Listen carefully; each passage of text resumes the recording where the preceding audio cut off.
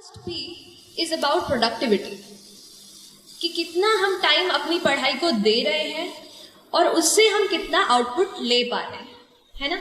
कई बार ऐसा होता है कि हम 10 से 12 मतलब है ना बिल्कुल गिन करके बैठे हैं, सुबह से इतना टाइम लगा रहे हैं, पर फिर भी अगर हम एंड में देखते हैं तो हम उतने टेस्ट सॉल्व नहीं कर पाते। क्या आपके साथ ऐसा हुआ है? तो ये चीज का प्रॉब्लम है, मेरे साथ भी होता था ऐसा ही। ये प्रोडक्टिविटी की प्रॉब्लम है, टाइम हम उतना लगा रहे हैं पर उतना रिजल्ट नहीं मिल पा रहा है।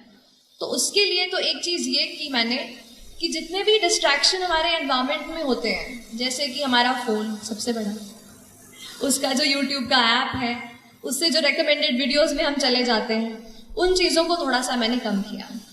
उसके अलावा और भी जितनी चीज़ों में हम इन्वॉल्व रहते हैं इंटरनेट पर पढ़ाई के अलावा, उनको मैंने थोड़ा सा लिमिट करने की कोशिश की। और दूसरी चीज़, कहीं ना कहीं अपने आप को एक थोड़ा सा टाइम टेबल में बांधने की कोशिश की। हमारा हर दिन अलग होता है ना। कभी किसी दिन पढ़ने का मन करता है, कभी किसी दिन पढ़ने का मन नहीं करता है, लेकिन फिर भी हमको एटलीस्ट 5 to 6 आवर्स मैं कहूँगी, अगर आप किसी भी एग्जाम की तैयारी करें, बट तो किसी कोई भी एग्जाम जो है वो 5 to 6 आवर्स आपको रोज मतलब मैं कहूँगी कंसिस्टेंटली आपको देने की जरूरत है ना।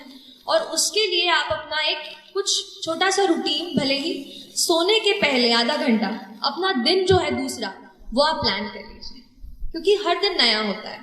अगर एक दिन आप टाइम टेबल बना दिया यहाँ से यही करूंगा और एक वीक आप सोचो कि फॉलो हो जाए, तो मुझसे वो फॉलो नहीं हो पाता था। तो मैं ये करती थी कि सोने के पहले थोड़ा सा आधे घंटे में कल क्या क्या टॉपिक्स पढ़ने हैं, क्या क्या चैप्टर्स कवर करने हैं, वो सब एक बार मैं लिख लिया करती थी। एक ये कहना चाह रही हूँ प्रेपरेशन की। तो प्रेपरेशन में अगर यूपीएससी स्पेशली बात करूँ तो मेरे पूरे प्रेपरेशन के 2 इम्पॉर्टेंट पिलर्स रहे। एक था करंट अफेयर्स। करंट अफेयर्स इसलिए एक इम्पॉर्टेंट पिलर है क्योंकि ज़्यादातर एग्जामिनेशन आप देखेंगे तो बहुत ज़्यादा आजकल ना डायनामिक होती जा रहे हैं, कि वो ये नहीं जानना चाहते कि चलो शाहजहां ने बना दिया ताजमहल, वो तो हमें पता है, अब उसकी आगे की बात करो। तो अब जो डायनामिज्म एग्जाम में आ रहा है उसके लिए करंट अफेयर्स पे आपकी पकड़ अच्छी होनी चाहिए। और करंट अफेयर्स के लिए मैंने न्यूज़पेपर को जो है सबसे ज़्यादा अच्छे से पढ़ा।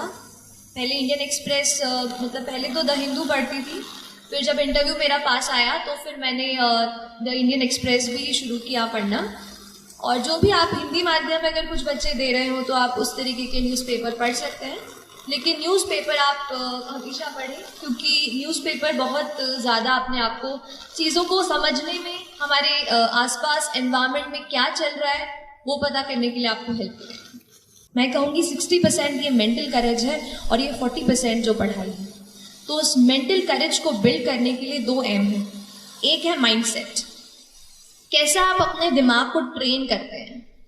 देखिए एक बात होती है, जैसे आप खड़े हैं वहां पर, चलिए आपको नहीं कह रही, जैसे हम कभी पढ़ते हैं तो हमें लगता है कि आज मैं बहुत थक गई हूँ, आज बिल्कुल पढ़ने का मन नहीं है, अब तो पढ़ ही नहीं पाऊंगी। तो ये क्या है, आपका दिमाग आपको बोल रहा है कि आप नहीं कर सकते, आप नहीं कर सकते। हम अपने दिमाग से कई बार कंट्रोल हो जाते हैं। हमें करना यह है कि हमें अपने दिमाग को कंट्रोल करना है। हमें उसको बताना है कि नहीं, आज अगर मैंने सोचा है कि मुझे ये चैप्टर कंप्लीट करना है तो मैं करके रहूं। तो आपको अपने दिमाग को कंट्रोल करना होगा, ठीक है।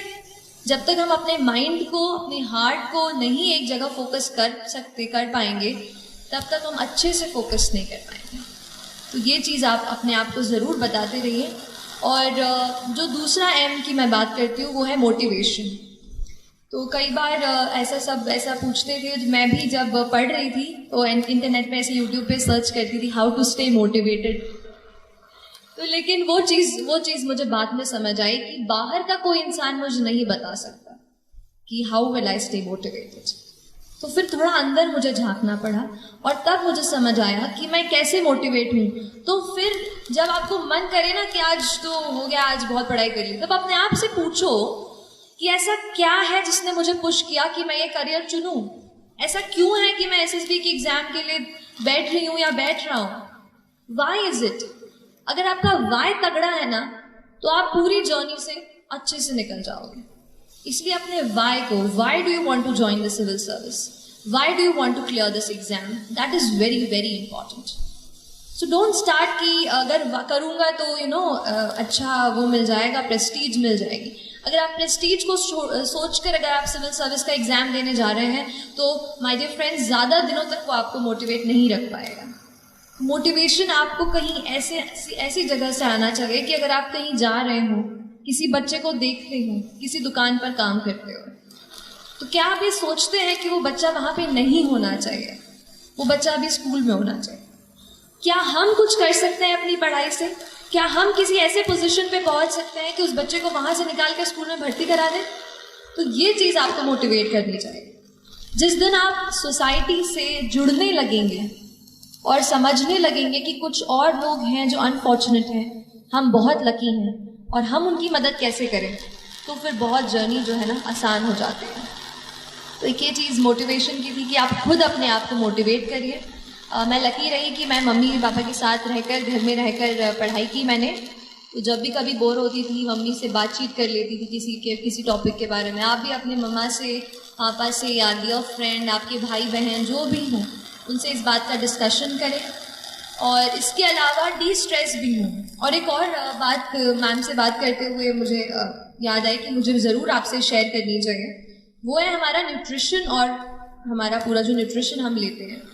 देखिए हमारा दिमाग, आपने पढ़ा होगा ना साइंस में, कितना परसेंट वाटर होता है? Our brain is what percent? How much percent is it water? 70%, yes. So close to 70% of our brain is just water. और अगर हम पानी ही नहीं पियोगे तो कैसे पढ़ाई होगी? इसलिए हमेशा आपको हाइड्रेटेड रहना है। पढ़ाई के वक्त जूस, अच्छा चाय कॉफी नहीं, जूस एंड अच्छा पानी। ये तो जूस नहीं हो तो पानी, प्लीज हाइड्रेटेड रखिए अपने आप को। अपने टेबल पे हमेशा ये चीज़ रखिए। और दूसरी चीज़ है न्यूट्रिशियस फूड। तो मैम तो बिल्कुल मम्मा जैसे रखती हैं आपको, तो आप बिल्कुल न्यूट्रिशियस फूड लेते रहिए जहाँ भी आप रहते हैं। प्लीज़ आप अगर हॉस्टल में रहते हो तो प्लीज़ अपने आप को कभी भी वो मत कीजिए, क्योंकि हमारी बॉडी जब स्ट्रांग होगी ना तभी अपन अच्छे से हेल्दी होकर पढ़ पाएंगे। तो don't compromise on that front.